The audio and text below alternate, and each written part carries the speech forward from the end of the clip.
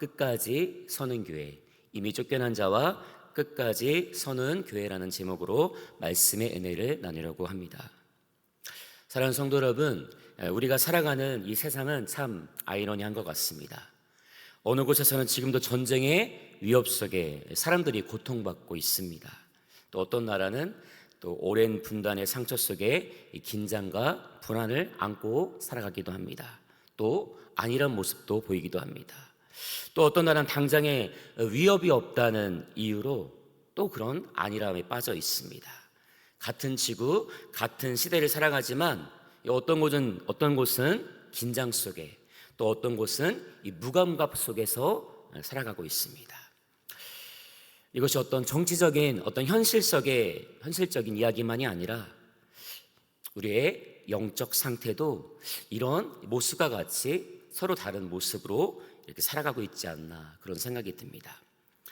눈에 보이는 전쟁에는 민감하지만 이 보이지 않는 영적 이 전쟁에는 둔감해져서 그렇게 둔감한 모습으로 살고 있지 않을까라는 생각도 하게 됩니다. 분명 전쟁은 벌어지고 있는데 나는 안전해, 나는 괜찮아, 그저 이 내 삶의 문제만 붙들고 그렇게 살고 있지 않는지 우리 한번 자신을 들여다보기를 간절히 원합니다. 그렇습니다. 이 세상은 겉으로는 어쩌면 평온해 보일지 몰라도 성경은 분명히 말합니다. 보이지 않는 세계에서 치열한 전쟁이 벌어지고 있다고 말입니다. 바로 그 장면을 보여주는 말씀이 오늘 요한계시록 12장의 말씀입니다. 그렇습니다. 지금 이 순간도 영적 전쟁은 계속 진행되고 있습니다. 사단은 여전히 활동합니다. 아름답게 지어진 교회, 아름답게 모여있는 이 믿음의 성도들의 삶을 어떻게든 무너뜨리려고 하고 낙심시키려고 하고 하나님의 구속사를 방해하려고 발버둥 치는 것이죠. 그런데 동시에 이 장은 또 하나의 분명한 사실을 선언합니다. 교회는 여전히 그럼에도 불구하고 하나님의 보호 아래 있다라는 사실입니다. 하나님께 나아가는 믿음의 성도들, 믿음의 교회는 하나님이 끝까지 붙드시고 지키시고 보호하실 줄로 믿습니다. 우리가 생각하는 사단은 어쩌면 능력이 있다고는 합니다. 강해 보일 수 있겠지만 오늘 계시록 12장 9절 10절 말씀에는 그는 이미 하늘에서 쫓겨난 자다라고 이야기합니다. 그는 분노했지만 자기의 때가 얼마 남지 않은 줄 아는 그런 존재다라고 또 계시록 12장 12절 말씀은 이야기합니다. 그래서 우리가 과연 이 사단의 어떤 모습 때문에, 어떤 능력 때문에 두려워할 필요가 있겠습니까? 우리는 절대 하나님 말씀 안에 존재하는 이 사단의 세력을 두려워하지 아니할 줄로 믿습니다. 왜냐하면 이미 예수 그리스도께서 십자가와 부활로 승리하셨기 때문입니다. 예수님은 이렇게 선언하셨습니다. 요한복음 12장 31절 말씀 세 번역으로 함께 읽겠습니다. 이제 이 세상에 대한 심판이 이르렀으니 이 세상의 통치자가 쫓겨날 것이다. 또 마태복음 28장 18절 말씀에 이렇게 말씀합니다. 하늘과 땅의 모든 권세를 내게 주셨으니. 성도 여러분, 기억하십시오. 사탄이 아무리 교회를 흔들어도 그는 이미 패배한 존재입니다. 그가 아무리 분을 낸다 할지라도 그의 분노는 순간뿐일 것입니다. 아무런 의미가 없습니다. 그러므로 요한계시록 12장은 단순히 종말의 공포를 말하는 장이 아닙니다. 요한계시록 12장은 우리들에게 이렇게 물을 것입니다. 영적 전쟁이 계속되는 이 시대 속에서 우리 교회로 모인 우리가 어떠한 존재로 살아갈 것인가? 또 하나님은 우리 교회를 어떻게 보고 계시는가?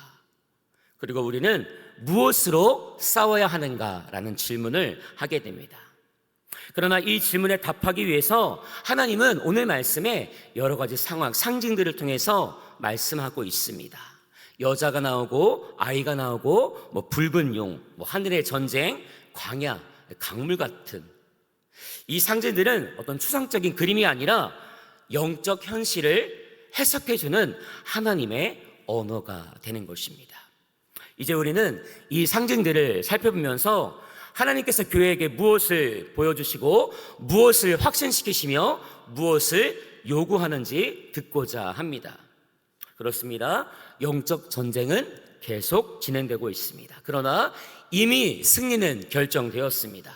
그 승리가 무엇인지 말씀을 통해서 세 가지로 이야기해 보도록 하겠습니다. 먼저 승리를 확증하는 첫 번째는 함께 읽겠습니다. 사탄의 전략은 이미 실패했습니다. 그렇습니다. 요한은 먼저 한 큰 이적을 보게 됩니다. 개역개정 12장 1절 말씀 같이 읽어보겠습니다. 하늘에 큰 이적이 보이니 해를 옷 입은 한 여자가 있는데 그 발 아래에는 달이 있고 그 머리에는 12별의 관을 썼더라. 아멘. 성도 여러분, 여기 말씀에 나오는 여자라는 말이 등장하죠. 그런데 여기서 먼저 주목해야 될 것은 무엇이냐면 여자의 위상에 대한 것입니다. 그 여자는 초라한 모습으로 등장한 것이 아닙니다. 여자는 해를 입고 달을 발 아래 두고 머리에는 12별의 관을 썼다라고 말합니다. 이것은 창세기 37장에서 요셉의 꿈에 등장하는 해와 달과 별을 떠올리게 합니다. 곧 하나님께서 선택하신 언약 백성, 구약의 이스라엘에서 시작하여 신약의 교회로 이어지는 이 구속사의 공동체를 가리킵니다. 그렇습니다. 여자는 단순한 개인이 아니라 그녀는 하나님의 구원 계획을 품은 바로 공동체, 교회를 의미하는 것입니다. 하나님께서 교회를 이렇게 귀하게 말씀하시는 것입니다. 주님은 이 말씀을 통해 교회가 얼마나 멋지고 아름다운지를 말씀하셨습니다. 그런데 중요한 것은 사단이 이렇게 아름답고 멋진 교회를 무너뜨리고자 발악을 하고 있다는 점입니다. 오늘 본문 말씀 3절에 보면 붉은 용이 등장합니다. 붉은 용. 개역개정 12장 3절 말씀 함께 읽겠습니다. 보라, 한 큰 붉은 용이 있어 머리가 7이요 뿔이 10이라. 그의 여러 머리에 7 왕관이 있는데 라고 말합니다. 성도 여러분, 이 붉은 용은 사탄을 의미합니다. 그러나 그 사단은 이 교회를 무너뜨리고자 지금 혈안이 되어 있습니다. 창세기 3장 15절 말씀을 통해 사단이 근데 이렇게 하는 분명한 이유가 있습니다. 창세기 3장 15절 함께 읽겠습니다. 내가 너로 여자와 원수가 되게 하고 너의 자손을 여자의 자손과 원수가 되게 하겠다. 여자의 자손은 너의 머리를 상하게 하고 너는 여자의 자손의 발꿈치를 상하게 할 것이다. 여기 여자가 교회라고 말했습니다. 너의 자손을 여자의 자손과 원수가 되게 하겠다. 그러면 교회와 사단은 원수가 되는 것입니다. 그리고 너의 머리를 상하게 하고 너는 여자의 자손의 발꿈치를 상하게 할 것이다. 누구를 상하게 한다라는 것입니까? 메시아를 십자가에 못 박게 하는 그런 말씀이 오늘 창세기 3장 15절에 이미 예견되어 있는 말씀이라는 것입니다. 그렇습니다. 사단은 교회를 통해 하나님의 역사가 일어날 것과 자신이 상하게 될 것을 분명히 알고 있었다라는 것이죠. 그래서 더욱더 하나님의 이 멸망에 가까울수록 더 발악하며 이 믿음의 교회를 무너뜨리고자 애쓰고 있다는 것입니다. 그러나 중요한 것은 무엇입니까? 이미 예수 그리스도 십자가의 부활의 은혜로 승리를 이루어 놓으셨다는 사실입니다. 오늘 그것을 우리는 그 말씀을 잊지 말고 승리하신 주님의 말씀을 붙들고 절대 사단이 우리의 영역을 침투할 수 없는, 침범할 수 없는 그 믿음의 용사임을 기억하며 살아가는 우리 모두가 되기를 소망합니다. 그렇습니다. 교회는 분명히 자신의 역할을 분명히 해내고 맙니다. 오늘 2절 말씀에 이렇게 말씀합니다. 이 여자가 아이를 베어 해산하게 되매 아파서 애를 쓰며 부르짖더라. 누가 아이를 베어 해산하게 된다고 말합니까? 바로 여자라는 것이죠. 곧 교회가 아이를 베어 해산하게 된다는 의미인데, 그럼 아이는 누구일까요? 성경의 구조상 당연히 예수님을 생각할 수 있겠지만, 이 의미는 그런 것보다 이 상징적인 의미를 담아서 교회가 그만큼 중요한 역할을 감당한다라는 그 의미를 담고 있음을 우리가 기억해야 할 것입니다. 성도 여러분, 특히 우리 믿음의 여성 성도님들은 결혼하고 자녀를 낳을 때 그 해산의 고통을 다 감당하셨을 거라 생각됩니다. 물론 지금은 수술을 통해 아이를 낳기도 하지만, 이전에는 모든 고통을 다 겪으면서 자녀를 낳았다는 것을 잘 알고 있습니다. 그만큼 여자가 해산을 한다라는 의미로 보건대, 이것은 교회가 당면한 어려움, 곧 얼마나 많은 핍박이 따를지, 얼마나 많은 영적 싸움이 일어나는지를 알게 되는 말씀과도 같다라는 것이죠. 교회가 아이를 낳았다, 해산의 고통을 겪었다라는 의미입니다. 자, 그런데 이 사단, 이 붉은 용은 그 아이가 태어나기를 기다렸다고 합니다. 이유가 무엇입니까? 사절의 말씀에서 이렇게 이야기합니다. 그가 해산하면 그 아이를 삼키고자 하더니 라고 말합니다. 이 붉은 용 사단은 아이를 삼키고자 합니다. 그런데 그 아이는 절대로 이 사단은 삼킬 수가 없습니다. 왜냐하면 곧 사단의 전략은 숲으로 돌아갈 수밖에 없도록 하나님이 이미 계획하셨기 때문입니다. 5절을 통해 우리는 그 이유를 분명히 알 수가 있습니다. 함께 읽겠습니다. 마침내 그 여자는 아들을 낳았습니다. 그 아기는 장차 쇠지팡이로 만국을 다스리실 분이었습니다. 벼랑간 그 아기는 하나님께로 곧 그분의 보좌로 이끌려 올라갔고 라고 말하고 있습니다.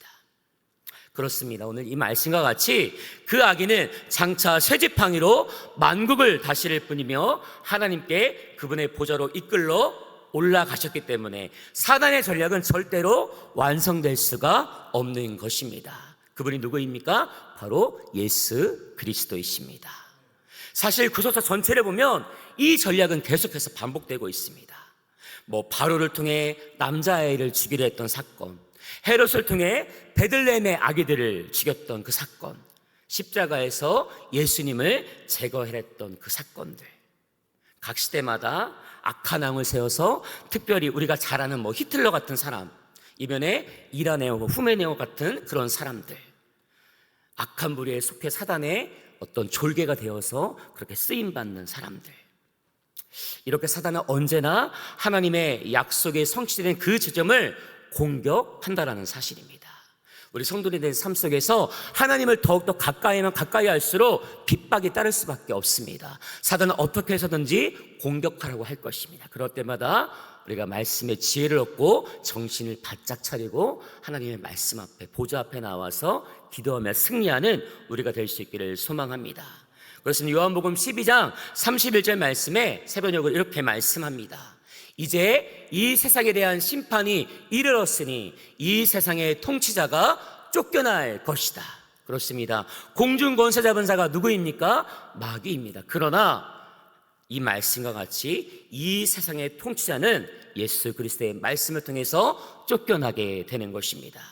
성도 여러분, 사단의 전략은 실패했습니다. 그리고 여자는 광야로 갔다라고 말하고 있습니다. 요한계시록 12장 6절 말씀, 쉬운 성경에 이렇게 말씀합니다. 하나님께서 미리 준비해 두신 장소가 있었습니다. 하나님의 피신을 시켜주시는 것이죠. 여기서 중요한 단어는 미리 준비해 두신 장소입니다. 우리가 생각하는 광야는 어떻습니까? 낮에는 너무 뜨겁고 밤에는 너무 추운 곳, 그런 낮에는 구름 기둥으로, 밤에는 불 기둥으로 하나님께서 안전하게 이스라엘 민족들을 지켜주셨습니다. 사실 광야를 생각하면 어둡고 침침하고 무서운 곳이라 생각할 수 있겠지만, 오히려 그 광야길에서 하나님이 우리를 보호하시는 것이 될 줄로 믿습니다. 아무리 어렵고 힘든 상황이라 할지라도, 교회가 어렵고 세상이 악하면 악할수록 우리가 두려워 떨 것이라 생각할 수 있겠지만, 그것이 아니라 그 악하고 힘든 그곳이, 그 광야가 우리를 살려주는 믿음의 귀한 장소가 될 줄로 믿습니다. 하나님은 그곳으로 우리를 인도하시고 미리 예비한 곳에서 지켜주시고 계실 줄로 믿습니다. 그렇습니다. 우리는 하나님의 주권 아래에 있는 이 보호 지역에 살아가고 있습니다. 출애굽의 광야처럼 엘리야가 먹임을 받았던 광야처럼 교회는 세상이라는 광야 속에서 하나님의 손에 지금도 보존되고 있습니다. 예수님은 이렇게 약속하십니다. 마태복음 16장 18절 말씀입니다. 함께 읽겠습니다. 내가 이 반석 위에 내 교회를 세우리니 음부의 권세가 이기지 못하리라. 아멘.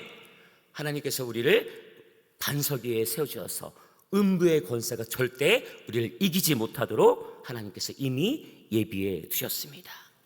사실 그런데 욥기서를 보아도 사단이 하는 수법, 그 핍박은 허용됩니다. 그러나 파괴, 생명을 거두는 것은 누구의 주권에 있을까요? 하나님의 주권에 있다는 사실입니다. 마귀는 절대 하나님의 허락 없이는 인간의 생명을 거두어 갈 수가 없다는 사실입니다. 그렇습니다. 이 땅의 모든 교회는 주님이 가장 귀하게 여기심을 기억하면서 이 세상의 공중 권세 잡은 이 붉은 용, 마귀의 전략이 아무리 우리의 모든 곳에 들어와서 우리를 무너뜨리라 할지라도 그들의 전략은 아무 의미 없이 무의미로 끝나고 마는 것임을 우리가 기억하면서 우리가 일상생활 속에서 우리가 미처 깨닫지 못하고 기도의 부족으로, 말씀의 부족으로 넘어지지 않도록 주님의 말씀을 더욱 붙드는 우리 모두가 될 수 있기를 주님의 이름으로 기도합니다. 자, 두 번째는 승리의 선언. 두 번째는 바로 사탄의 지위는 박탈되었다라는 것입니다. 우리가 직접 보지 못하지만 7절로 12절엔 하늘의 전쟁이 묘사되고 있습니다. 미가엘과 그의 천사들이 싸웠다라고 하는 것이죠.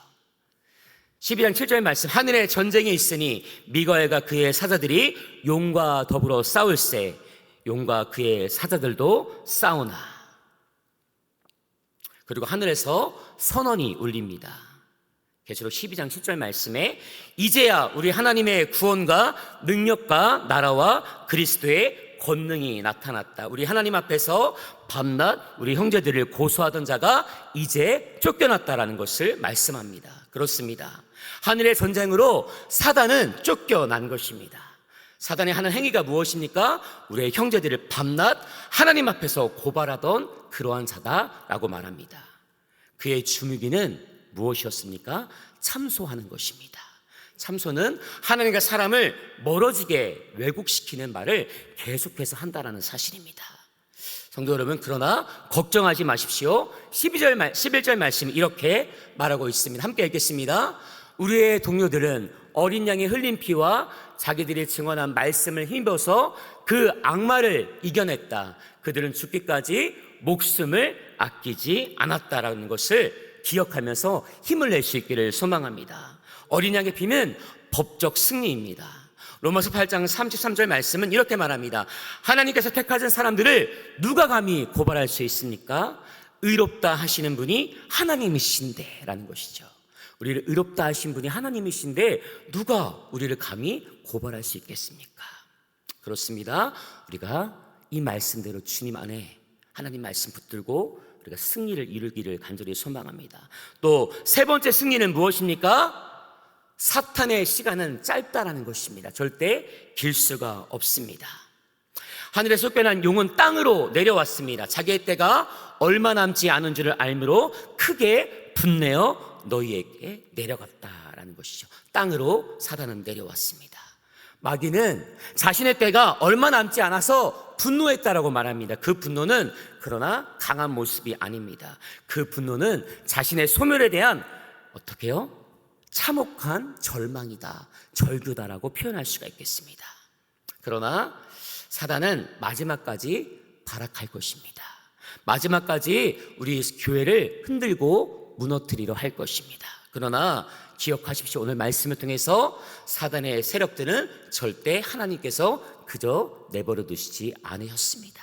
이미 승리하셨고 이미 그들의 세력은 소멸될 것입니다. 우리는 믿음의 삶을 살아가면서 오늘 들었던 말씀에서 아무리 사단이 어떠한 노력을 통해서 우리를 무너뜨리라 할지라도 절대 흔들리지 말고 주님 앞에 나와서 더욱더 기도하며 승리를 이루며 살아가는 우리 모두가 될 수 있기를 예수님의 이름으로 간절히 기도합니다. 네, 기도하겠습니다. 사랑과 은혜가 충만하신 아버지 하나님, 우리는 보이지 않는 영적 전쟁 가운데 예수 그리스도의 십자가의 부활로 이미 승리가 확정되었음을 믿습니다. 마귀 사단은 참소자로서 우리를 정죄하고 우리를 그리스도의 자유로부터 무너뜨리려고 합니다. 어린 양의 피로 의롭다 하신 은혜를 늘 그렇게 우리 마음을 내려놓기를 그들은 날마다 그렇게 발악하면서 우리를 시험에 빠지게 합니다. 그러나 우리가 그리스도의 말씀을 붙듭니다. 예수님의 말씀을 붙듭니다. 우리 마음속에 들려오는 정죄의 속삭임보다 보좌에서 선포된 의의 선언을 더욱더 확신하며 나아갈 수 있기를 소망합니다. 우리가 광야길을 걸을지라도 낙심하지 않게 하시고 인내하며 말씀을 지키는 그런 되게 하여 주시옵소서. 두려움이 아니라 담대함으로, 침묵이 아니라 증언으로, 흔들림이 아니라 확신으로 끝까지 서게 하여 주시옵소서. 이미 승리하신 예수 그리스도의 이름으로 간절히 기도합니다.